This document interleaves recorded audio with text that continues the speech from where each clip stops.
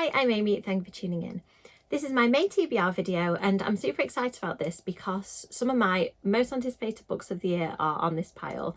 And in April I had a really good reading month and it's kind of filled me with excitement for reading in May. I think earlier in the year I prioritised writing over reading and also had some really busy life stuff. So I didn't read as much sort of January, February, March, and I feel like April I really got into my reading groove again. So I'm looking forward to reading in May. I'm looking forward to delving into some genres that I have discovered recently. And also I just wanted to mention before we get started, I've decided that I'm going to hit pause on the YA Book Club for a few months. The reason for this being that I'm going to be working on a really exciting writing project, the edits of which are due back in May. So I know that I'm not going to have much time or headspace for anything else really until September. So what I'm going to do is hit pause on the YA Book Club for a few months, and then in September we'll come back reading some spooky books and we'll go from there. And if I get to any other points again where I need a little break, I'll let you know. I've been really enjoying doing the book club, but I just know that I won't be able to fully concentrate on it over this summer, so I wanted to just give it a breather so I can do it properly when I pick it back up. But I am joining in with other people's book clubs, and the first book I'm going to be reading this month is for the Tales of Point Horror Book Club run by Shelley Toy. I've been really enjoying taking part in these book clubs this year, and I've tried in the past but I've never been quite as committed as I have in 2024, so I'm looking forward to reading this one. And can I just say how perfect is this book? It came out in the 90s and the edition is gorgeous. I don't know much about Driver's Dead, do quite enjoy the title. I'm assuming a play on Driver's Ed, the driving lessons they have in America. And it says on the front, a crash course in murder. I do remember Peter Larangis wrote the yearbook, which we read maybe a couple of years ago for the Tales of Point Horror Book Club, and that one had a completely wild, unpredictable plot, so this one could go in any directions. I'm not going to read the blurb, but if you are interested in joining in, check out Shelley's Tales of Point Horror Book Club Instagram and it'll give you all the details. If you're looking for quick nostalgic reads, as you can see this one, they're normally only a couple of hundred pages. They're just really fun. Even if you didn't read them in the 90s, they tend to have slasher vibes, have a good mystery at the heart, and just be really light-hearted. So I'm excited about this. The next book on my list is Our Wicked Histories by Amy Goldsmith, the author of Those We Drown. I really enjoyed that book, which I read, I think it was end of last year. It's on a cruise ship where people start disappearing and very creepy Greek myth inspired shenanigans take place. This one has a slightly different feel from what I've read so far and what I've read in the blurb. It's about a girl who has been attending a private boarding school and ended up in this super exclusive popular group. She always felt a little bit on the outs with them because she comes from a very different background, and then something mysterious happened a few months previously and she ended up kind of falling out with her friendship group. So she's gone to this sort of retreat with them on one of their estates. Just holding this because I can hear it rattling, it's annoying me. She's gone on a retreat to an estate owned by some of the kids, and she's hoping to kind of make amends, and we're slowly figuring out what happened. It seems really good, sort of a slight dark academia feel, but more like remote location and people start disappearing vibe, I think is what we're going for. But it seems really good so far. Next up, a super exciting proof. Can I just say Lex Croucher has such amazing proofs. Let me just show you this before I get into it. This is Lex's upcoming book that comes out on the 15th of August. It's from, obviously, Lex, who wrote Gwen and Art Not in Love. I'm going to read you for the blurb this one because I can't remember exactly what it's about, apart from that it is a Robin Hood retelling, in case you can guess from the arrows. You aren't Mary, said Clem to her captor, and you aren't all men. So there's been some marketing confusion somewhere along the line. Mariel, a newly blooded captain of the Merry Men, is desperate to live up to the legacy of her legendary grandfather, Robin Hood. Clem, an assistant healer known for her newfangled cures, just wants to help people. When Mariel's ramshackle band kidnaps Clem, all seems to be going sort of to plan until Mariel's father, the commander of the Merry Men, is captured in a deadly ambush.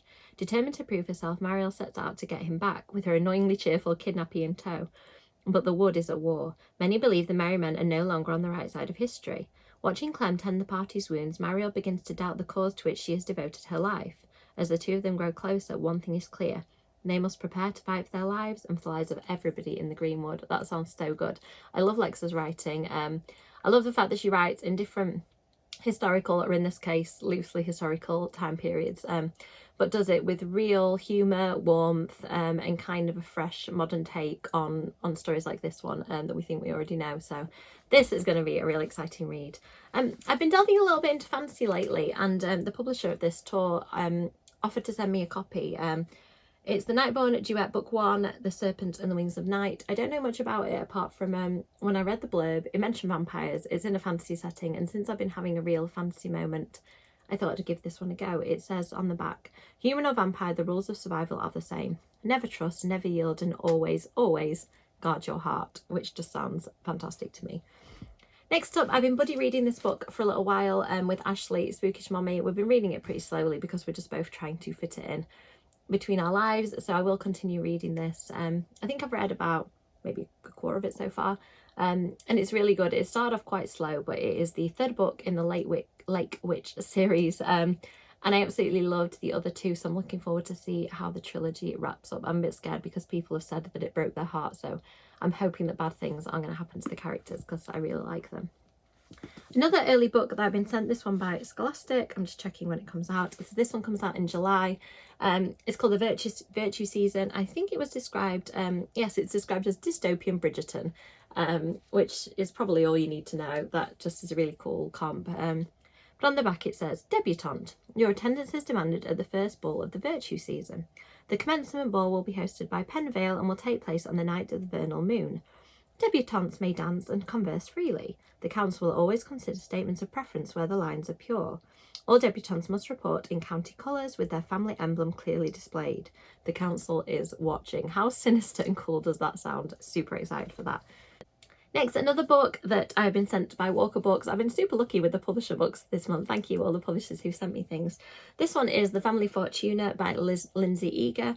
This one on the back says, come to the circus, scream at the monster.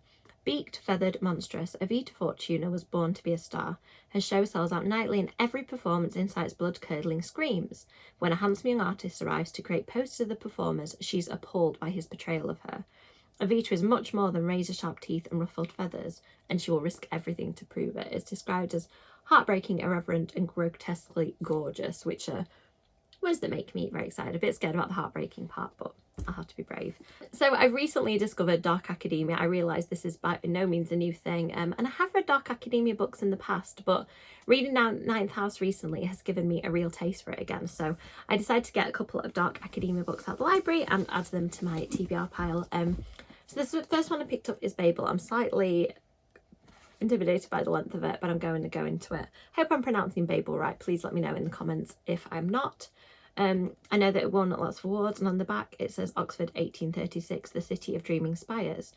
It's the centre of all knowledge and progress in the world, and at its heart is Babel, Oxford University's prestigious Royal Institute of Translation, the tower from which all the power of the empire flows.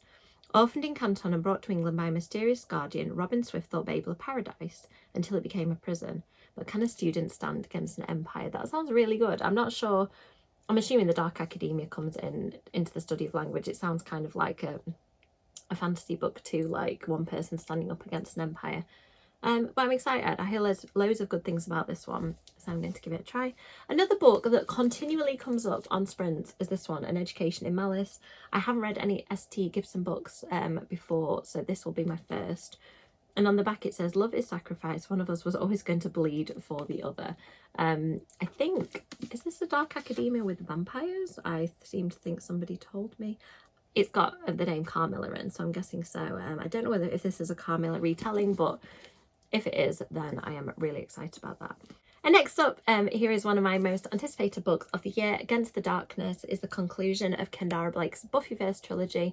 If you haven't read these yet, they follow Willow's daughter, surprise, Willow had a daughter in this new spin-off of the mythology called Frankie, and she is a witch who ends up becoming the next Slayer. And I really, really loved the first two books in this series. I think it's very hard to get Buffy right because it has such a distinct feel and people are so passionate about it like me. So anytime I read a new Buffy thing, I'm nervous but hopeful, and Kendara Blake does a great job of capturing the characters' voices and the whole feel of the Buffyverse. So I'm looking forward to and slightly nervous about how this series is going to end, because I want everybody to be fine, including the beloved characters from the original Buffyverse and then the new ones that Kendara Blake and Disney have added. So next up, because I enjoyed Ninth House so much, I also picked up this in my local library, The Familiar, sorry, by Leigh Bardugo.